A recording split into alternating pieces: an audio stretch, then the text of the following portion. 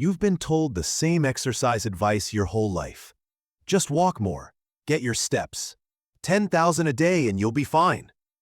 But if you're over 60 and your strength is slipping, that advice can quietly fail you. Walking is wonderful for your heart and your mood, but it does not give your muscles the signal they need to stay strong. And after 60, that signal matters more than ever. Here's what I see all the time. People walk every day and stay consistent. Yet their legs still feel weaker. They start needing the armrest to stand up. Stairs feel heavier. Balance feels less reliable, especially when turning quickly, stepping off a curb, or walking on uneven ground. That isn't you being lazy. That is biology. Muscle loss can start earlier than most people think, and it speeds up with age. When you lose muscle, you also lose power, stability, and confidence. And here's the part most people miss. Walking on flat ground is repetitive and comfortable for the body. It doesn't ask your thighs to push hard. It doesn't challenge your calves to stabilize you. It doesn't train the exact movement of standing up and sitting down with control. So even if you're doing your steps, your real-life strength can still decline. Now the good news. Research on older adults keeps showing that specific, targeted seated strength movements can improve functional strength more than walking alone. Not because walking is bad, but because walking doesn't challenge the muscles enough to keep them strong. Today, I'm going to show you 5 chair-based exercises that do exactly that. No gym, no machines, no complicated moves. Just a sturdy chair. And later you can add a resistance band if you want. The final move is one many therapists and surgeons love because it trains the exact skill that protects independence. Move within your comfort. If you have severe pain, dizziness, or you've had a recent surgery, check with your doctor or physical therapist first, and never push through sharp pain. We'll start with seated calf raises.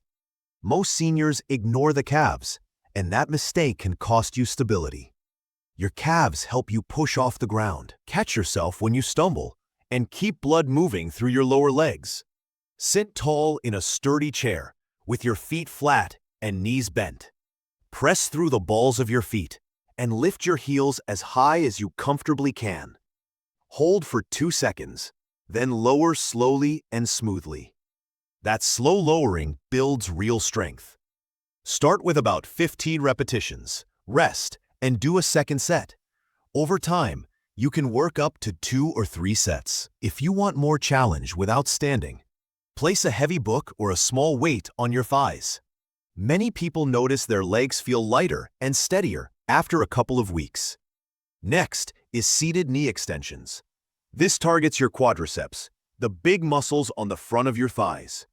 These muscles help you stand up, climb stairs, step into a car, and rise from the toilet without help. And walking on flat ground barely challenges them. Sit back in your chair, hold the sides of the seat, and slowly straighten one leg out in front of you with the toes pointing up. Hold for 3 seconds and squeeze the front of the thigh on purpose. Then lower slowly for 4 seconds. Switch legs and repeat. Do 10 to 12 each side. Rest briefly, and repeat for a couple of rounds. When it gets easier, add a light ankle weight or loop a resistance band around your ankles. Start small. Even 1 kilo can be enough. Now we train the hidden walking muscles with seated hip marches. If your feet don't clear the ground like they used to, if you notice more shuffling, or if you've tripped over what feels like nothing, this is for you. Hip flexors lift your thigh every time you take a step. When they weaken, your walking changes and your risk of stumbling goes up. Sit on the front half of the chair so you're not leaning back. Sit tall, chest up, core gently tight. Lift one knee toward your chest in a controlled way. Hold for 2 seconds, then lower slowly and switch sides. Alternate for about 20 total lifts. Do 2 to 3 sets with a short rest between sets. No swinging, no momentum. Later, you can hold longer at the top or add very light ankle weights for more challenge. Next is seated rows with a resistance band. A lot of people who walk regularly still develop rounded shoulders and a forward head posture because walking does not strengthen the muscles that hold you upright. Strong upper back muscles improve posture, breathing, balance, and even confidence. Sit tall with your feet flat. Loop a resistance band around the soles of your feet and hold the ends in your hands. Start with your arms extended forward and the band slightly tight. Pull your elbows back and squeeze your shoulder blades together like you're gently pinching a pencil. Hold for 2 seconds, then return slowly with control. Do 12 to 15 repetitions, rest, and repeat for a few sets. You should feel the muscles between your shoulder blades, not strain in your neck. Now we finish with the most important movement for independence after 60, the sit to stand. If you only do one exercise for the rest of your life, make it this one, because getting up from a chair is not just getting up. It is legs, hips, balance, core, and coordination all working together. And when people lose this ability, their world gets smaller fast. Start seated in a sturdy chair, with your feet a little wider than hip width and toes slightly out. Cross your arms over your chest so you don't push off with your hands. Lean forward slightly so your nose is over your toes. Stand up by pushing through your heels. Stand tall at the top and pause for 1 second. Then lower yourself back down slowly for 4 seconds. Lightly touch the chair. Don't collapse and go again. Start with 8 to 10 repetitions. Rest and do a second set. Over time, you can build up gradually. If you want to progress safely without heavy weights, slow the lowering to 6 seconds or hold a small weight at your chest, like a water jug. Here's why this matters.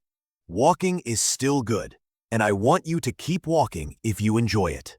But walking alone doesn't train the exact motions that keep you independent, like standing up smoothly, stabilizing your ankles, lifting your feet to clear the ground, and controlling your body when you lose balance for a split second. These chair exercises give you what walking alone cannot: strength, stability, control, and confidence. A simple plan is to do these exercises 3 days per week for about 15 minutes. On the other days, do a gentle walk or light stretching to keep your joints comfortable and your circulation moving. Start small and build slowly. Consistency beats intensity every time. You don't need more exercise. You need the right exercise for your body after 60. If this helped, subscribe and share to help others.